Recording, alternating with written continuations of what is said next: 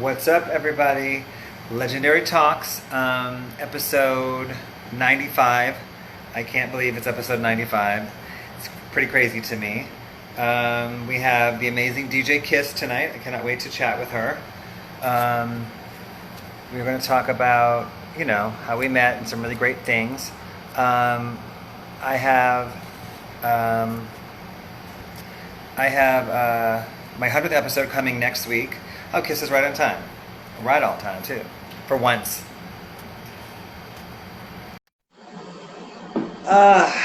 We're welcoming the legendary DJ Kiss. Hi, Boo. Hello, Boo. How you feeling? Huh? How are you feeling? Pretty good, pretty good. Hey, y'all. Are you wearing purple? I'm not. I thought about it at the last minute. Should I change? Should I go find some purple? Maybe. I'd like to see that. I can be in purple in 2 minutes, okay? I could be in more purple in 2 minutes. So first of all, is there anything else that's happening right now on television? Is there anything going on right now? I was screaming at the TV like, Sudi was like, you sound like somebody's grandparent. Can you please turn the channel? Because I was screaming at the debates. I'm like, get his ass. But listen, Legendary Talks is to take a break from all that, always has been, from all that's going on in the world. That's, it's always been that way. So first of all, thank you. You are, I've only had 2 people twice on my show. Oh yeah, exactly. Hello. I was mentioning him. I've only had 2 people twice on my show. One was your husband. Yeah. For anyone that doesn't know, you are married to DJ M.O.S.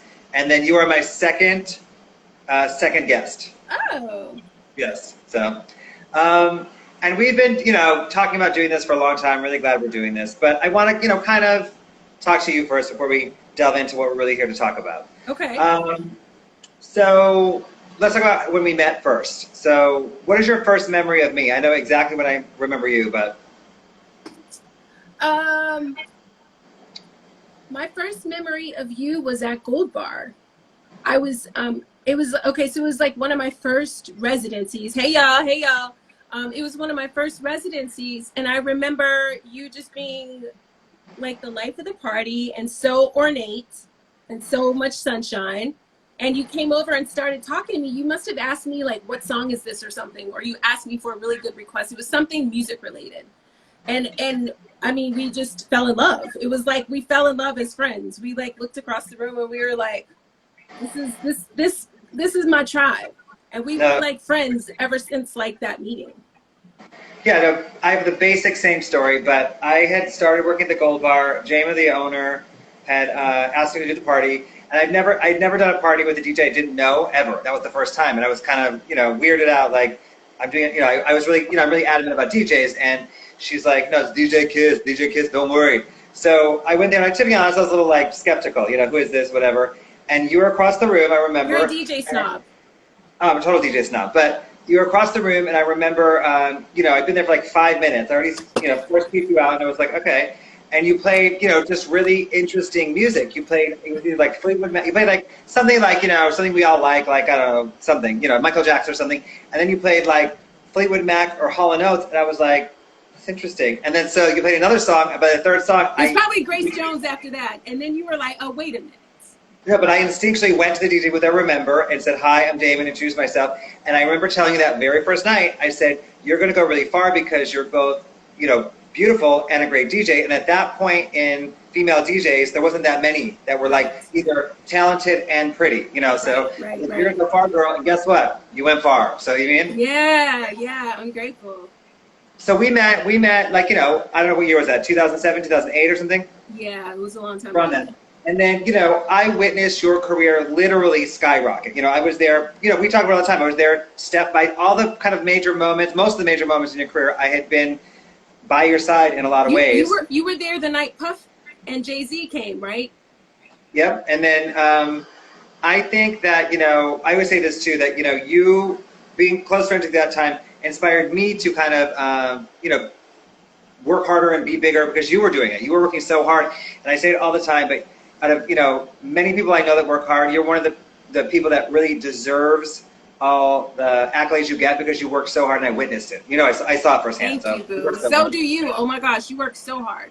But yeah, people think it's just like you show up and play records, but it's like it's a lot because you're on a plane, you're on a flight, you land, you got to be like up, and you're the party, you're the whole party. So, you know, and then you like go to sleep and catch an early flight and land and do it all over again. But you know, it's a passion of mine, and I love to make people dance. I love to see people happy on the dance floor. It's my favorite thing in life. So, you know, I'm grateful. I work hard, but like I have an amazing job. And you know, I said, you know, like I said many times, that you inspired me to kind of be bigger and, you know, work harder. Right now in the quarantine, or like in the pandemic, I said that, you know, D-Nice, I said it many times, D-Nice and M.O.S have inspired me also to, I said, if they can do it every night, I can do this every night. So, yes. You know, they have inspired me, you inspired me, and they've inspired me. That's very true. D-Nice and M.O.S, those two in particular, have inspired me to be so consistent and do this every freaking night. So. They're like a machine. They're like a machine. They're on every single night, and I really admire that. For me, I was like, you know what?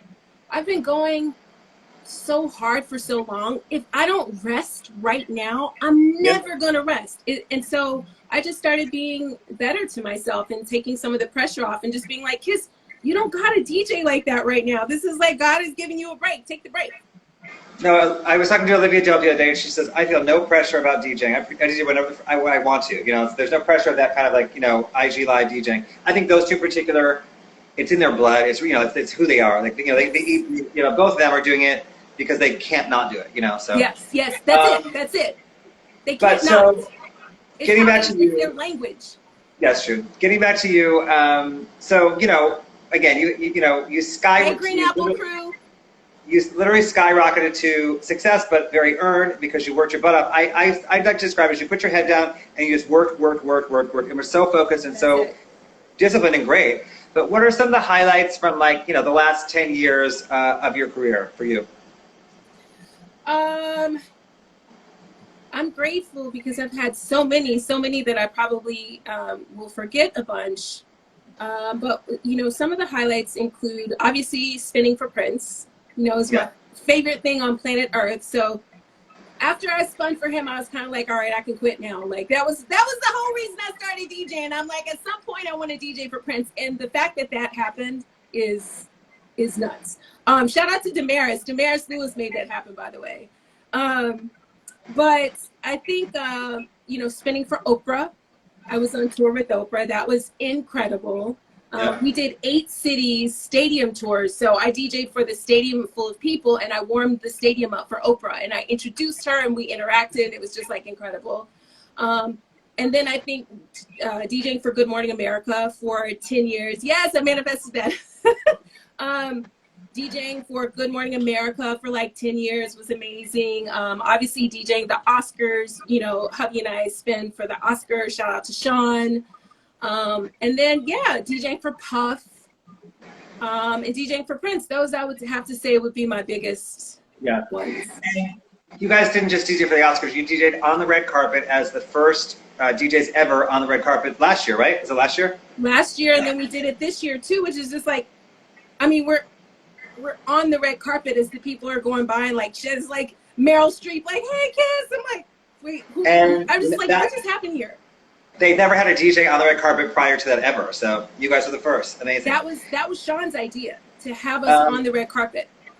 I saw Sean on Sunday, and I told him that, you know, I know that was him. I said, you know, I want to view him as being like, you know, the one kind of the puppet behind all the Oscar stuff, you know. So.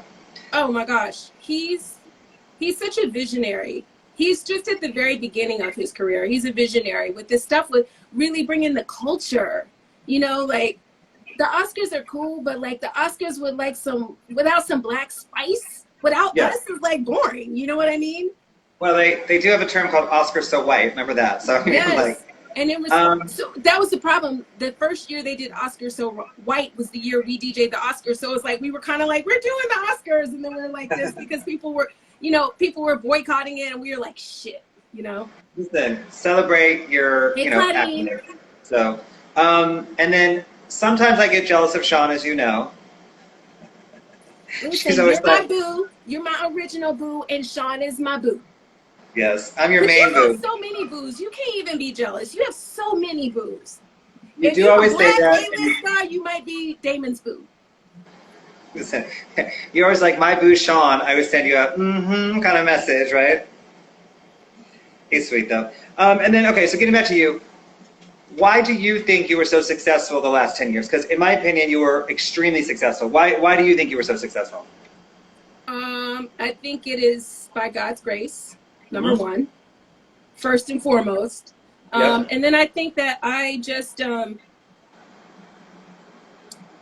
don't know. I think that it was just kind of like, I think it was just lightning striking. I was there at the right time. I had the right attitude. Yeah. I was talented. Yeah. I looked the part. I always came, you know, to slay. Not only did I kill it, you know, DJing, but I also looked the part. And I just wouldn't take no for an answer. I would not take no for an answer. Like if I saw a job and I really wanted to do it, I would figure out a way to spin that party the next time. Good. Yeah. Good. Like I said, I was kind of by your side and watched you work so hard and deserve it. You deserve all of it. And then what, besides your husband, DJ M.O.S, who have you been listening to all the IG lives? Who have you been into?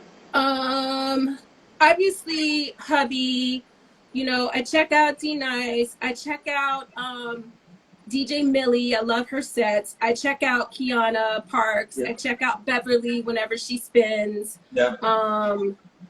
Who else? I was going to a bunch early, but a lot of people have since kind of stopped spinning on IG Live because IG kept, you know, effing with us. I do the obvious, the M.O.S, D-Nice, but then I try to, like if someone, I try to listen to someone new. If I see someone I haven't listened to, I try to give everyone at least one try. Like who? Like I did Mick Boogie the other day for the first time. Oh, Mick is so fun. And then I did Natasha Jakes, for instance, recently for the first time. Natasha's so fun too, yeah. So I like this, I like listening to new people as well. But I will say this: with the D-Nices and the M.O.Ss of the world, they have really got the opportunity to flex their muscle and show their versatility and their wide range of music. You know, I'm really into when both of them are doing their kind of more obscure sets. They're amazing to me. Yes, you know, so yes. Late at night, weird sets. I love that. But so I want to get more into that too. But I feel like from my years of just being like a party rocker, it's so hard to get out of like, I want to play shit that I know people know and love. And then sometimes I feel paralyzed by that because I'm like, okay, I don't feel like I have the freedom to get like creative, but I'm going to start doing just off nights, just pop-ups where I just play shit I want to hear. But I think as a DJ, this is your, we pride ourselves, me, you and your husband, on doing parties that we get to play whatever we want. But this is just a rare opportunity for DJs to play literally whatever they want, in the truest sense. So, and then Swiss Beat said in the first week or two of the pandemic, he was like, it's so amazing that it went right back to the DJs and the music where it always belonged. I mean, the whole world shifted. And I could not agree with that more. And, DJs were so important during that time. And the only thing that really mattered was DJs, and I guess in entertainment at that moment. So how did you feel as a DJ knowing that the whole world, was going through an insane time, but so focused on DJs in a great way, you mean? Well, music in general is so powerful, and it has the ability to transform you, take you back to like happier days. So when the world was so uncertain outside, to be able to hear music that uplifted you, music that made you want to party, music that made you think of last year when we were outside, I just think that became just like a safe place for everyone. It was just a safe place for you to come and just kind of forget. You couldn't turn on TV, really. I mean, the world was falling apart according to the news. You couldn't really go on social media. You're seeing all the Karen videos and all this stuff. So it's like, it was a good reprieve for people to just come and just, rock out, hear some good vibes, and just, just be together. And what I loved about the IG Live is that it started to build communities of people that liked music. And like, as far as I'm concerned, people that like music are my tribe. If you're not a music nut, you're probably not my tribe. I don't even have friends. That's how M.O.S got me, because he was spinning them good tunes. So I fell in love, but like, I don't even have friends that are not obsessed with music. So people that like music are my tribe, and everybody started coming together, and it's just like we all became family. Well, it's interesting because number one, it was like a safe space, like you're saying, like shut out the world and go watch a DJ live, and it was a safe space. Here, you know, Janet Jackson, Miss You Much, or some kind of comfort music, you know, that made me feel good. Then also what's really great is you see, oh, Monica Payne is on here, DJ Kids, you could see all your friends in the comments, yeah. And that was also kind of like our version of like coming together. You know, that was really great, especially in the beginning. Okay, so what are the 5 best parties you've ever been to? You could have DJ'd or attended. DJ or attended. Okay. Yeah.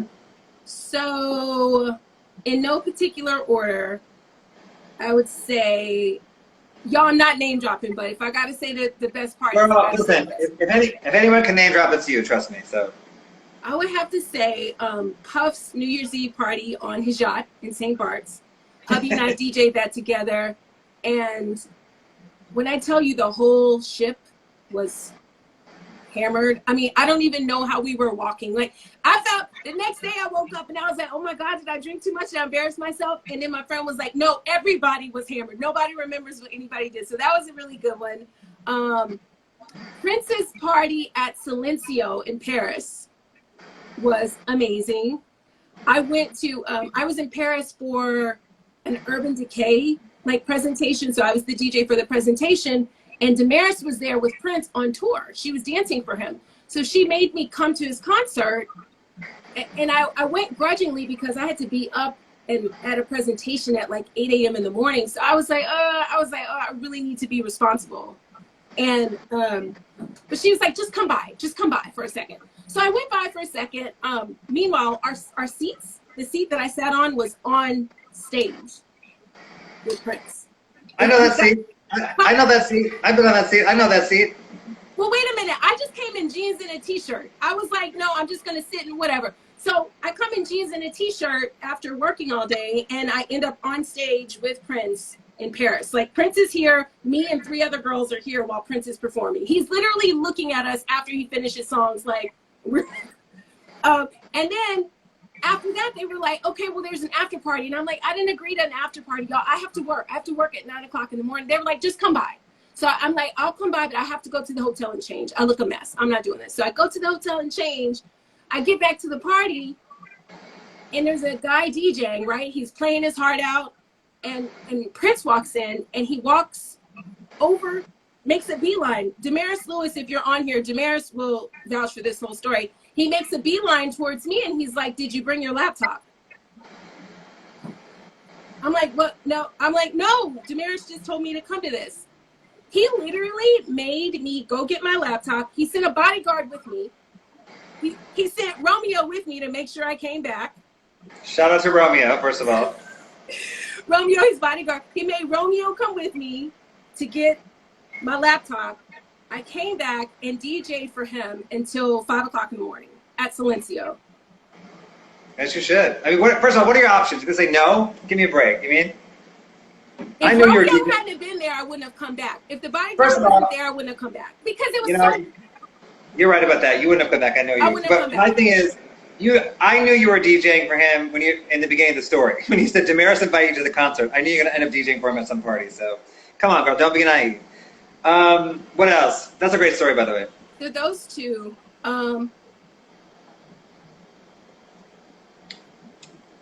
A party, our party for sure. I would say that night at Gold Bar when Jay-Z, Beyonce, Khalees, Nas, and Jennifer Aniston and John Mayer were all at tables. And Estelle and CeeLo were there. And Estelle and CeeLo were all sitting at tables. I mean, Gold Bar is the size of like your apartment. And they were all sitting in tables next to each other. Was it snowing outside? You were there. Yeah, it was. I had to fly to Detroit like that morning, the next morning for Christmas, and I was at Gold Bar at 4 in the morning. My friend's like, you have to go to the airport. I'm like, oh yeah, that's right, we have to go. It was a great night. That was an epic party. Sorry to interrupt. Something about that holiday week of like Christmas into New Year's is always amazing in New York, always, every year. So good. People just want to be out, and we just looked up and we were like, what? Like we got the hottest party in New York, obviously. That was a great party. I need 2 more, right? Well, I want to talk about our Baby I'm a Star party in general. So so we started the party, what? They said you're forgetting ladies' night in my kitchen. Sorry. So we all worked at Gold Bar, me and you, and then you had you kept saying, get M.O.S to spin. I didn't know who he was. I kept saying, no. Remember, I was like, I don't want him. And then finally he closed your set one night. I was like, oh my God, he's amazing. So we decided to start a party. Party and bullshit. What am I talking about? That's Party and bullshit. That's one of the best parties for sure. Yes, party and bullshit for sure.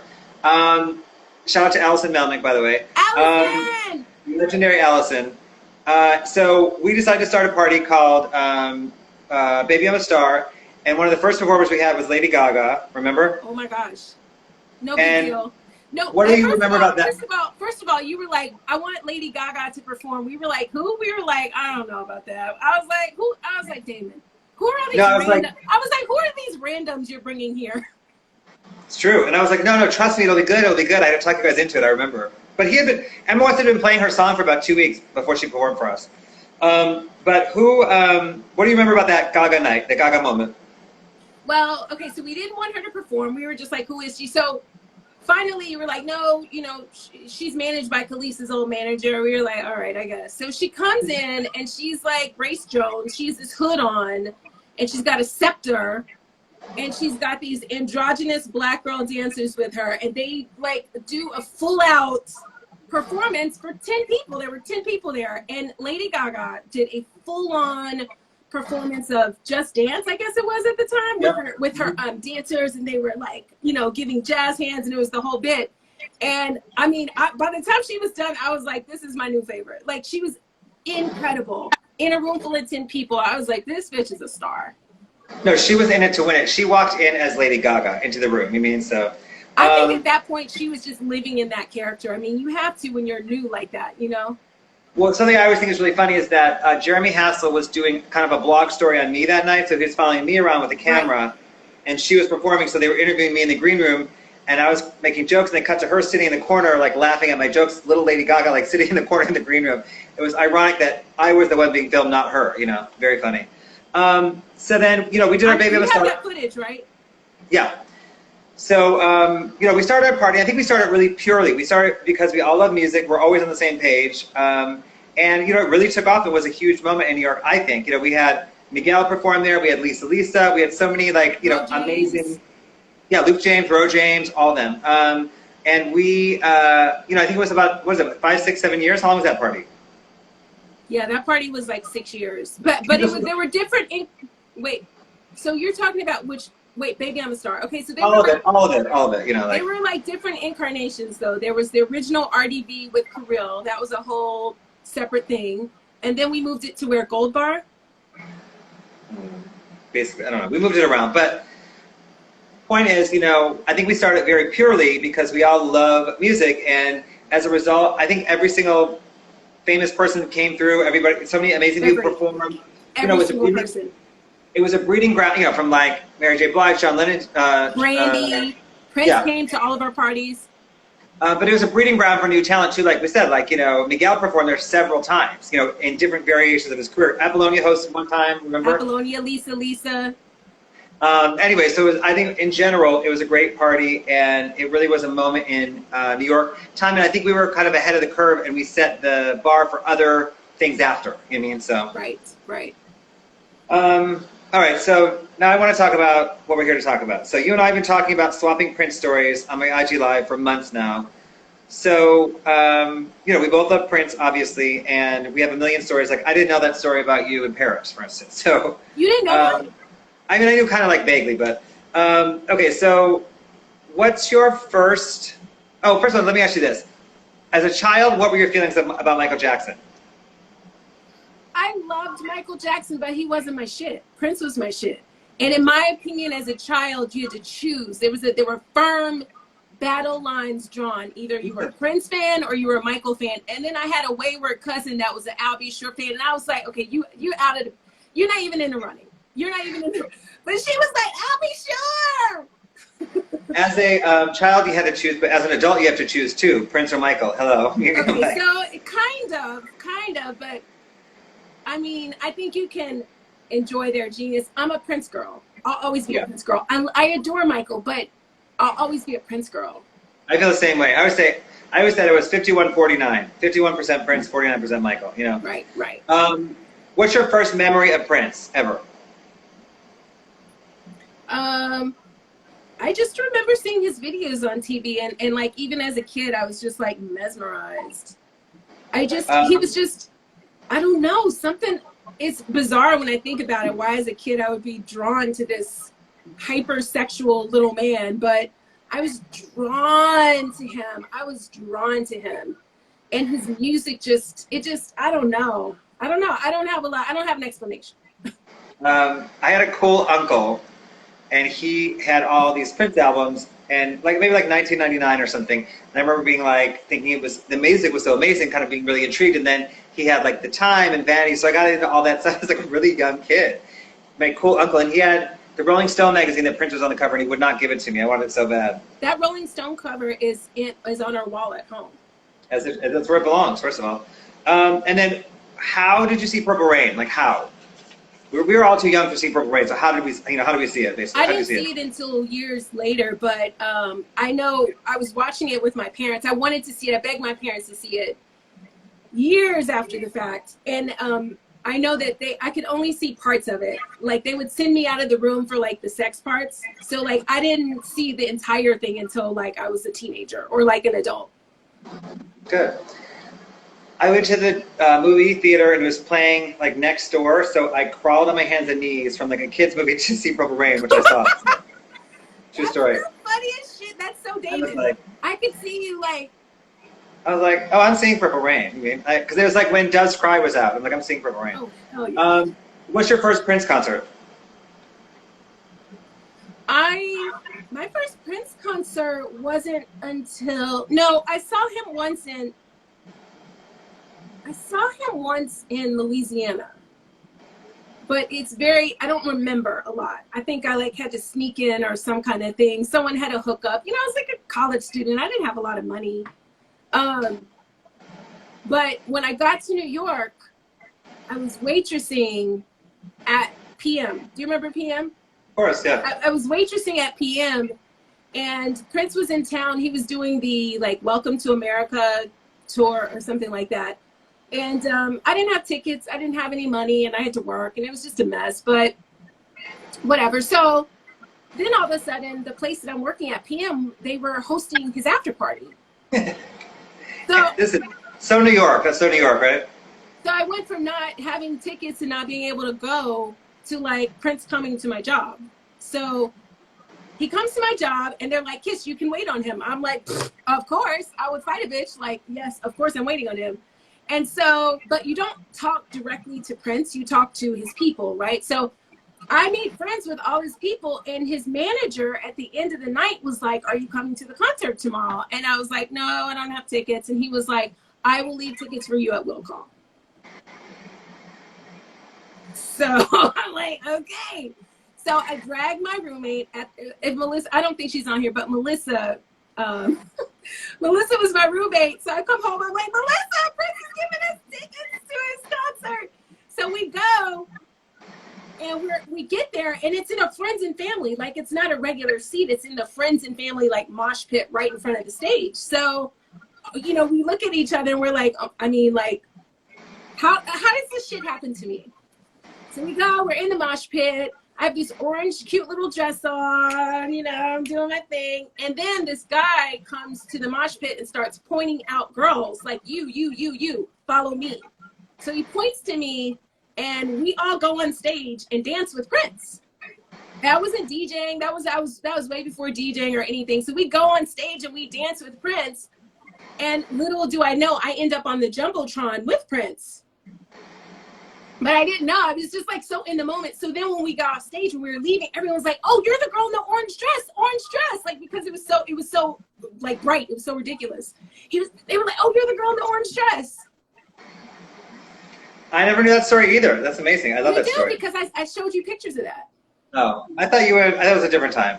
But I remember you going on stage. I thought you were with M.O.S. when you went on stage. But here's the other thing. So I didn't have any pictures because it was last minute, whatever, blah, blah, blah. His photographer, Prince's photographer, emails me later. Well, he says at the concert, I have photos for you. And I'm like, okay, I'll never get these photos. So he does email me. So he emails me and I get the official Prince photos from the stage of me on stage with him. Amazing. Was it Yara Shahidi's dad? That was Prince's photographer at the time.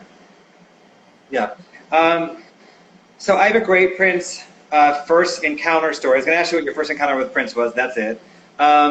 I have a great first encounter, which I completely forgot about, and you've never heard the story. I hope Claudine is still on because it's a long but amazing story. I had assistant styled LL Cool J. This is like maybe late 90s, early 2000s, and it was a really long shoot, like a 12-hour shoot. And Prince was having, I think, a Grammy party that night, pre-Grammy party. This is in New York that night, and so it was like LL Cool J and like all his people were on the set. It was a long, long shoot. Everyone's getting on cool. And they're like, what's going on tonight? I said, well, Prince is having this party tonight. But I was kind of new to New York. And I'm like, there's no way I'll get in at all. Like, there's no way that I will get into this party. But they're like, oh, should we go? I'm like, yeah, if you want to go, go. So I went home that night. It'd been 12 hours. I'm like, screw this. I did not move to New York to not do this kind of stuff. So I had this long black fur coat that was dragged on the floor that this showroom, I think, gave me or lent me. I can't remember. Of course she did. The club it was at Life. Remember the club Life? I wasn't here for Life, but yes. So it was at Life. I walked up, and LL Cool J's people must have mentioned my name or something that I had told them about the party or something. I don't know what happened, because when I got there, it was Stephen Lewis and Kenny, and they were like, did you tell LL Cool J about this party? I'm like, I did actually, yes. I'm like, come in. So they totally let me in, and they take me into the VIP room, that back room. It was probably like, I don't know, like 75 or 100 people back there. Only celebrities, Diana Ross, Courtney Love, Sheryl Crow, like all these kind of people like that. And I look in the corner, I had never seen Prince in my life at this point. I look in the corner and I see the silhouette. I see like the silhouette of Prince. You did not see a silhouette. Oh, it was candlelit behind him, the true story. And there's all little like candles on the floor, a very dark room. So I just go and sit at the bar. There was like nobody at the bar because there's not that many people. I was sitting at the bar by myself, like against the bar with my long black fur coat to the floor. And I look at Prince and he's with Lenny Kravitz. I'm like, oh, it gets better. You mean? So they start walking in my direction. I'm like, at the bar, minding my business. And they come to me. And Lenny Kravitz was like, oh, we were just talking. We really like your jacket. And I was like, I said, that did not happen. Lenny Kravitz didn't exist to me at all. I only saw Prince. And I said something like, Prince, you're amazing or something. And he just kind of looked at me and they went away. But that was my first encounter with Prince ever. They come up to me at the party. That's fucking insane. I never knew that story. Yeah, no, I forget the story all the time. I definitely played myself though, because I wasn't like, oh, thank you, or whatever. I was like, Prince, you're so amazing. I was 20 or something, So what's the first? How did you end up working with Prince? Through Damaris. Damaris. What's the story? Huh? What's the story? Yeah. Damaris was, our friend. And I forget how she was dancing for him, and I think I just mentioned to her what a big Prince fan I was, and she was like, oh yeah, you should play for him. I'm like, oh yeah, why didn't I think of that? Yeah, I should play for him. I'm like, and she's like, no, I'm gonna tell him. And I was like, okay, sure, if you say so. And then something happened, and she said, hey, she was like, I told Prince about you, and he wants to hear you spin. So, and then it all happened. So my first job for Prince was that the first one or the second one? No, okay, yeah. Okay, so my first job for Prince was at Butter. He would close down Butter. If you're from New York City, Butter was like a hot restaurant / club. So they're like, okay, so you're going to play for Prince at Butter. He's closed it down, and it was just him and a woman on a date. So in the restaurant that was closed down was just me DJing and Prince sitting and his date. Makes sense to me. So it was just 3 of us in the restaurant, and I'm providing the tunes. So I was like, okay, this is not what I imagined, but I'm grateful and amazing. I'm so excited to do it. I'm spinning for Prince. It's all good. Whatever. This shit's going on my resume regardless. Okay, I'm spinning for Prince. So I spun for him, and I was spinning my little heart out. I mean, like, I had been waiting all my life to spin for Prince. Yeah. And they said, do not play any of his songs. So you can play anything else, but no Prince songs. So I thought I was slick, and I tried to play a song from Jesse. I tried to play a song from Jesse Johnson. Yeah. Yes. Because I was just, I don't know. I wanted to play Prince, but I couldn't play Prince. So I played something similar. You were testing the waters. That's what you were doing. I was testing the water. So I play something, and it's like one bar plays, and then so I'm in the DJ booth, and there's a curtain here, and then the curtain swings open, right? And it's Prince. And he looked at me and he goes, "Jesse stole my song."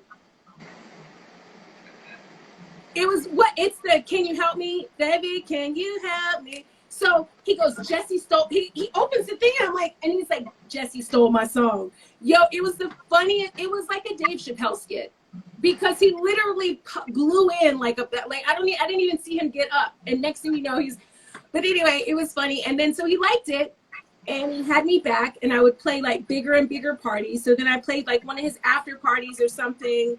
And then he just started using me regularly, and he liked what I played so much that he had me make a mix for him of like song kind of music I was playing, and he would play that at some of his intimate concerts before he would go on. So he would just play it, you know. So I don't know, it was amazing. And then after spinning for him like that a bunch of times, then he started inviting me to Paisley. So yeah, I would just. So, what did your parents think, knowing, like, I've seen that photo of you when you're 7 years old, you have the purple rain, they know how much you love Prince.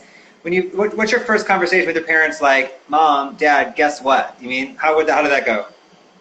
I mean, they were more excited for me than probably I was, because like they bought me those Prince records. They know what a Prince fan I was. So they were, I mean, they could not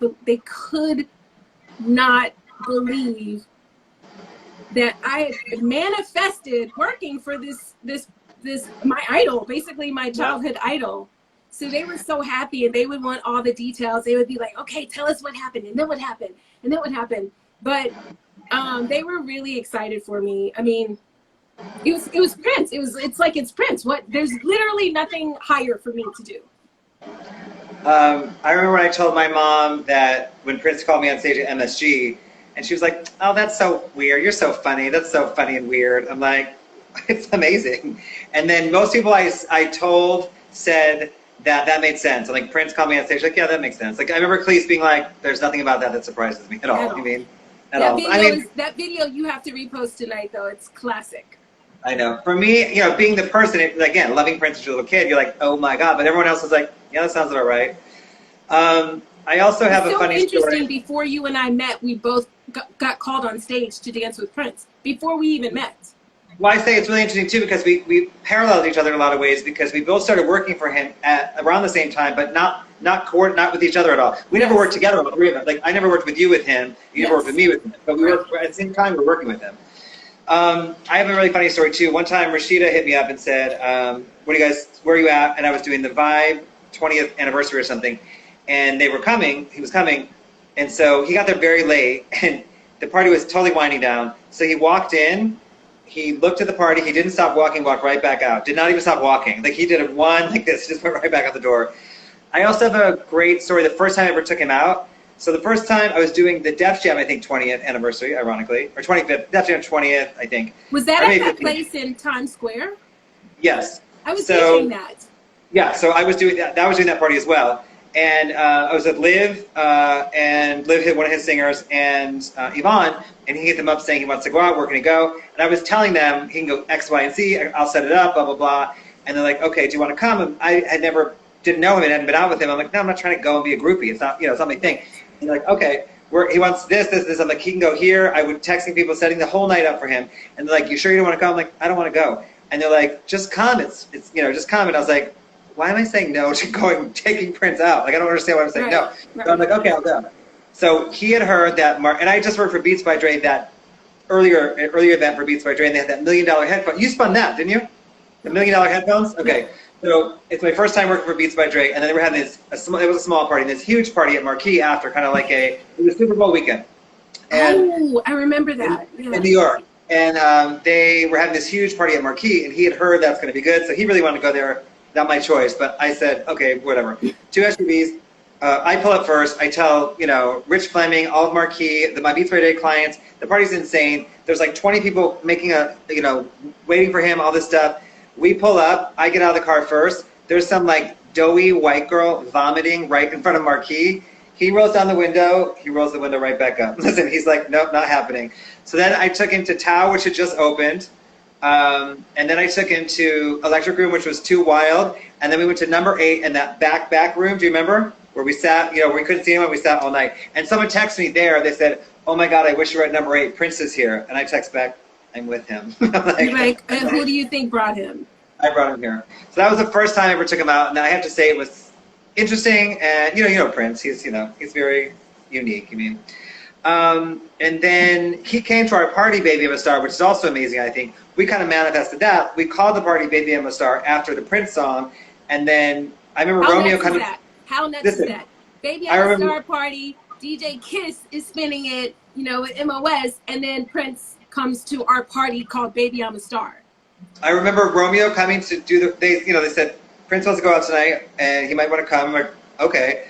And then Romeo coming to do the walkthrough, and when Romeo comes to the walkthrough, that usually means he's coming. So But remember, they wanted to put him in page 6, but we were like, no. We were like, no. And then they were insisting on putting him in page 6, and we were like, do not put my name in that.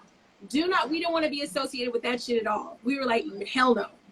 Yes, but then we didn't associate ourselves with it, but they put it in anyway. Like they did it with but we were working for him separately, and we didn't want him to think that we both were like, hell no, don't mention our name. Do not put our name in this shit. Yeah. Well, I remember another one. So remember, I got the tickets. I met his hairdresser at our Baby I'm a Star party like RDV days, and she got me tickets to go to the concert before either one of us were working for him. And remember they sat, I took you and we sat in the very front row. Do you remember? Yes, and I cried the whole time. Yeah, you cried. You cried within the first song. You cried the entire time. So then I got on a plane, and he was looking he's like, who are the, he's like, oh, these two again. And then I got on a plane 6 in the morning to do the Essence Black Women in Music event in LA. Janelle Monáe was performing, and I remember he was there as well. So he had performed at MSG, and like me, got on a plane and went to this event.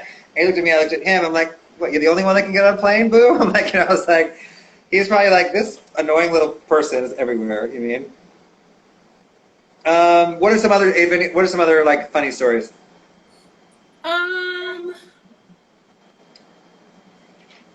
I remember one night after playing at Paisley,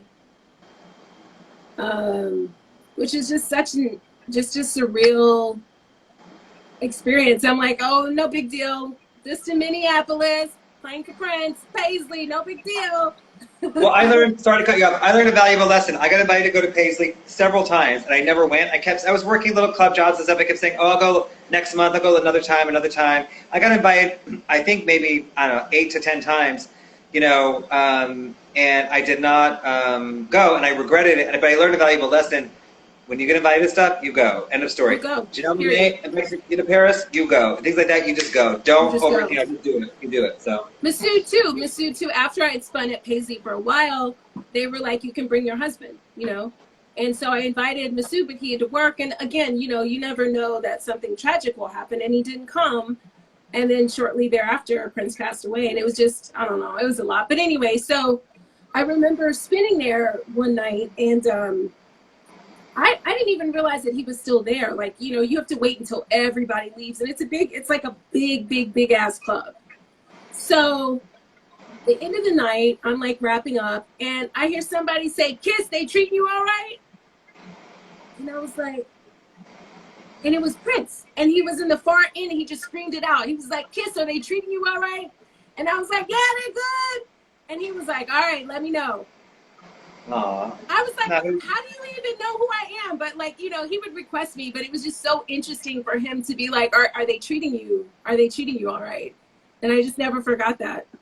Well, when I started to work with him and everyone, the band and various people would call me on stage to dance, And my rule was, unless he calls me, I am not going. Because they'll be like, oh, you look so good. You have Damaris, all them would try and call me on stage. And I was like, if he don't call me, I ain't going. That's it. End of story. I would not go on that stage at all unless he called me. So yeah, that was my rule.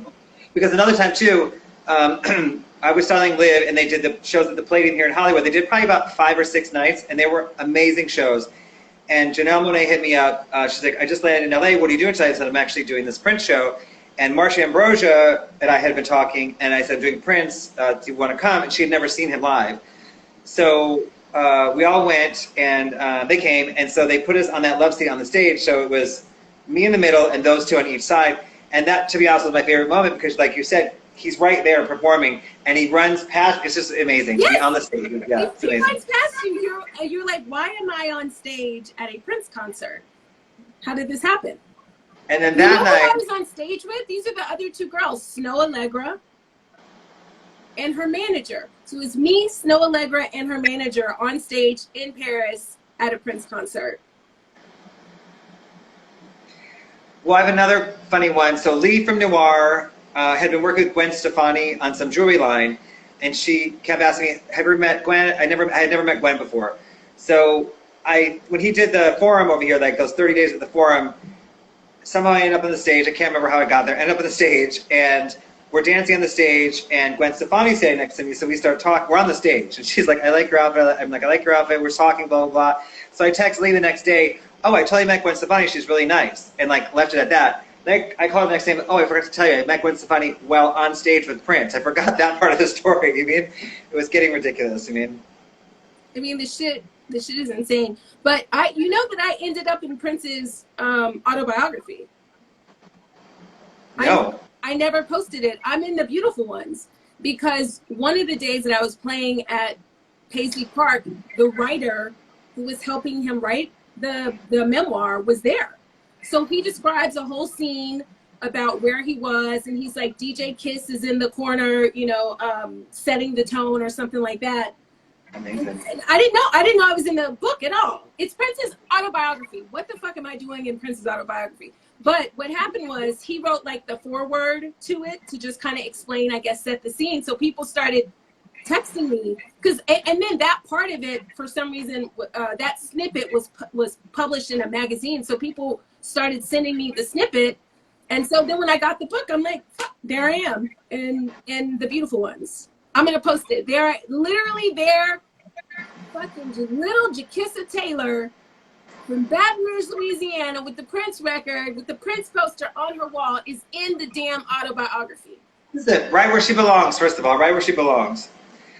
Wait, so the night of the Palladium, when I was on the stage, so Janelle and Marsha want to go out. It's LA. It's like 2 in the morning.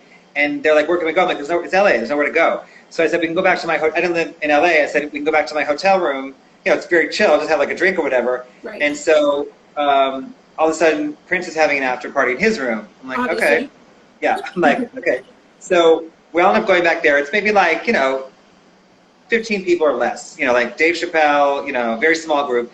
And, amazing singers, like all these amazing singers. Leanne LaHavis was there. And so Essence was doing a story on Prince. It was before he did the Essence Fest.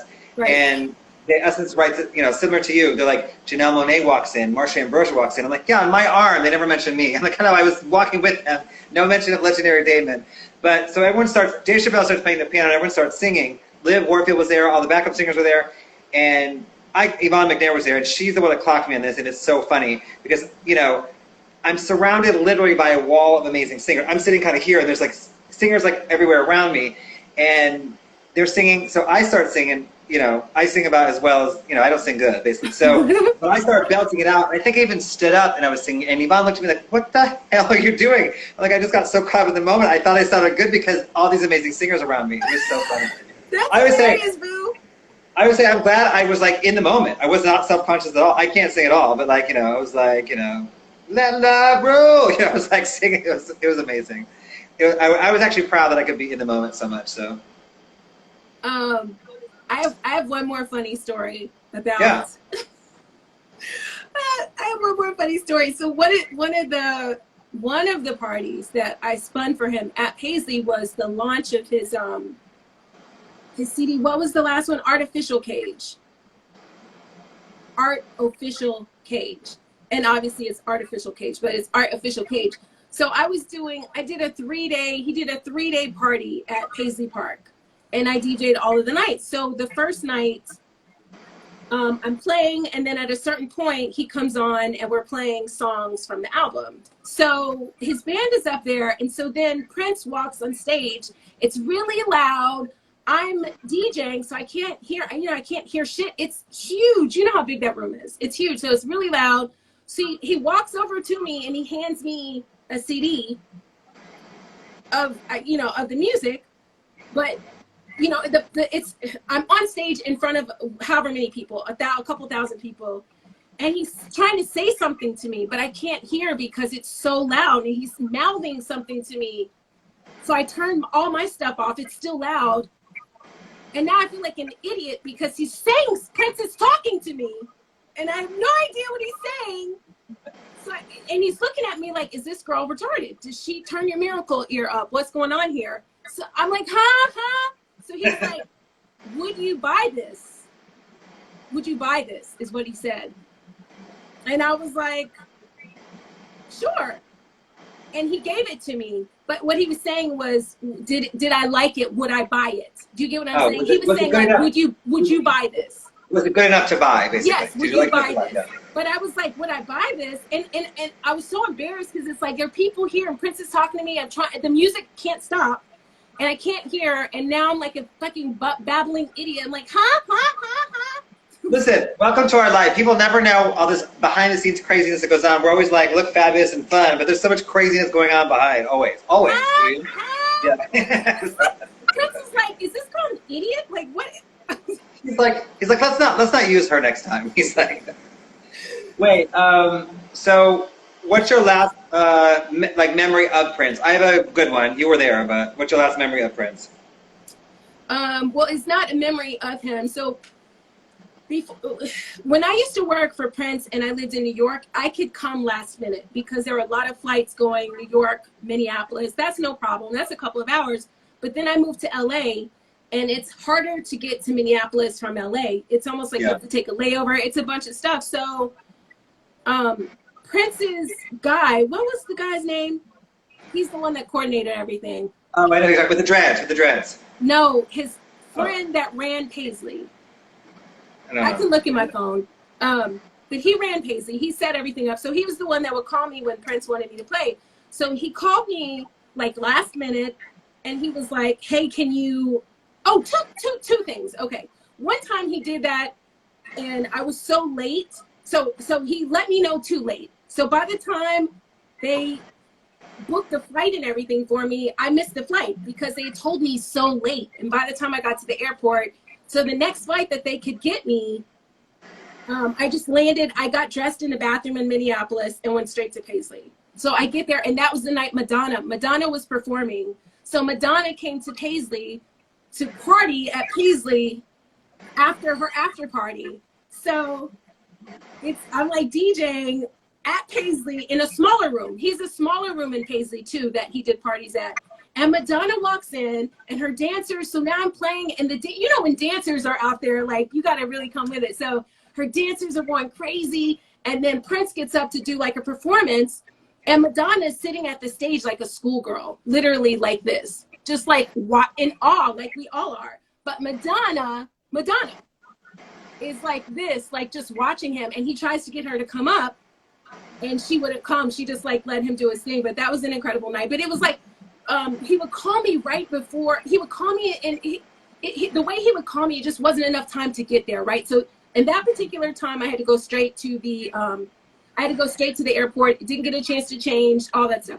So then, the very last time he called me, last minute, I had just moved here and Ty Beauchamp, my friend Ty, was having this panel at Bloomingdale's. Like it was like a female empowerment thing. So the guy called me. He was like, Prince wants you to come play for this party, blah, blah, blah. So I'm like, I can't because I couldn't cancel on Ty last minute. It was just like, it was like the next day. I was already on a flyer. I was supposed to speak. So I couldn't. So I said, hey, I can't come this time, but I could come after the panel. right? But the problem is you're going this way. So if I leave the panel at 6 o'clock, I would get there too late. So I was like, I can't come, but I'll try, whatever. So he's like, no, we'll try to find somebody else. So they find somebody else. He calls me back. He's like, you know, everything is fine. We got somebody else. The next week, Prince died.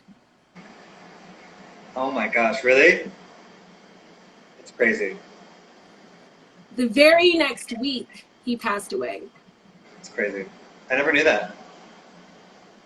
And I still think I did the right thing because I could not cancel on my friend. You definitely did the right thing, and I'm sure he respected you for it. Trust me. I mean, I canceled so many things. I was supposed to do shit for celebrities all the time that I canceled. Anytime Prince came, I would drop it. I would quit whatever I'm doing. But in this case, it was a girlfriend, and I couldn't cancel on her like that. But he passed away the next week. I was fucking devastated. I hope devastated.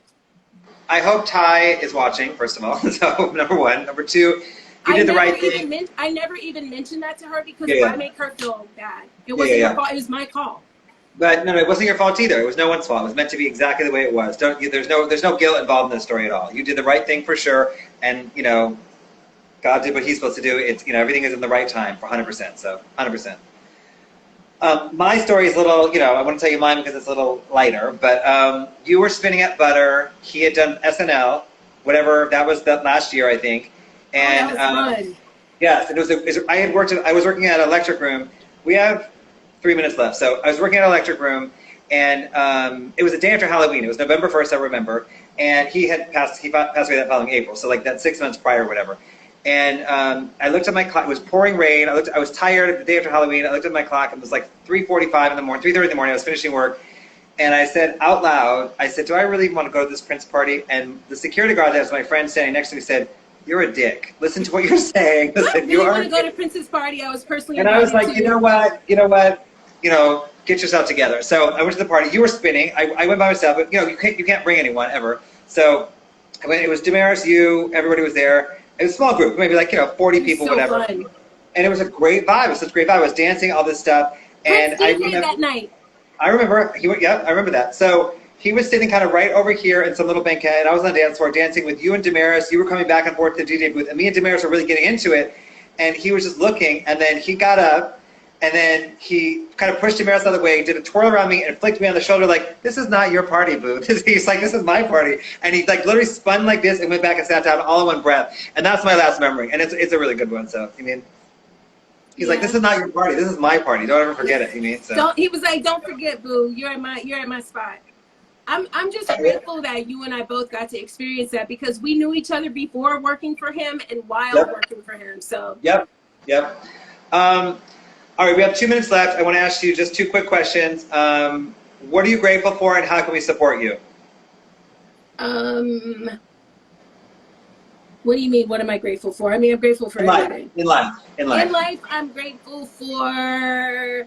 Should I list it? Should I list what I'm grateful for?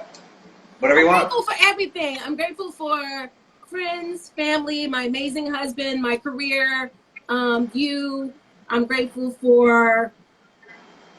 I'm just grateful. I'm grateful. Good.